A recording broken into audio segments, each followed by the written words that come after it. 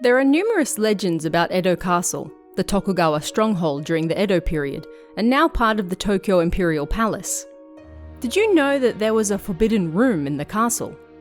A room that was supposedly haunted and, as such, closed for good.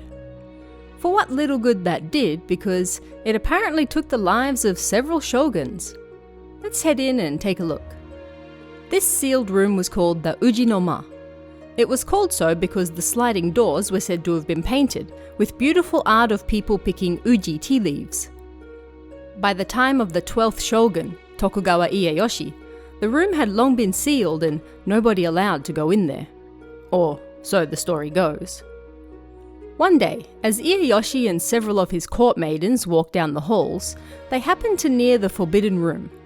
As they approached it, Ieyasu noticed an elderly woman in black clothing bowing to him in front of the door.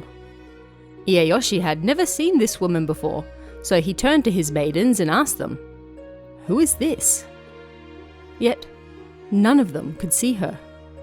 Ieyasu was the only person who could. By the time he turned back around, the old woman had disappeared into thin air. A short while later, Ieyasu mysteriously died. The court maidens already feared the forbidden room by that point, but with this, they were convinced that it was cursed. It was the old woman in black clothing who had possessed and then killed the shogun.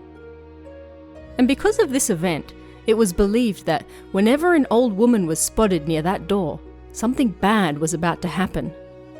The court maidens feared both the room itself and the old woman who appeared in front of it. But who was that old woman, and why was the room sealed to begin with? To get the answer to this, we have to go back several generations and at least 150 years.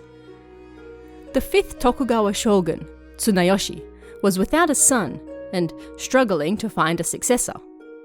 As such, he reportedly wanted to adopt the son of his aide, Yoshiyasu, and make him his heir. But there were rumors going around the castle that the boy, Yoshisato, wasn't actually Yoshiyasu's son.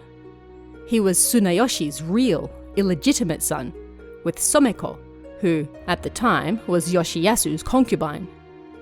Someko, it seemed, was previously Tsunayoshi's favourite concubine, before he gave her to his good friend and close aide, Yoshiyasu. Yoshiyasu had not only taken in the shogun's concubine as his own, it seemed he was also raising the shogun's illegitimate son as his own as well. But Tsunayoshi struggled to have a son with his wife, Nobuko, and once she heard the rumors going around that he planned to adopt Yoshisato, and that the boy may indeed be his actual illegitimate son, well, she wasn't having any of that.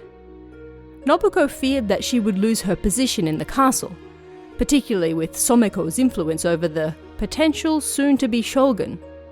She invited her husband to the Ujinoma to discuss matters, and it was there that something terrible happened. Nobuko pleaded with her husband not to adopt the boy, but he apparently refused to listen. He was adopting the boy, and that was final. In a rage, Nobuko took out a dagger and stabbed her husband to death. After that, she thrust the dagger into her own throat and took her own life as well. After this terrible event that saw both the shogun and his wife die, the room was sealed for good. And as for the elderly woman in black, rumors claimed that she was Nobuko's assistant, who helped her kill the shogun and then joined her mistress in the afterlife as well. Whenever she reappeared, it meant something bad was about to happen again.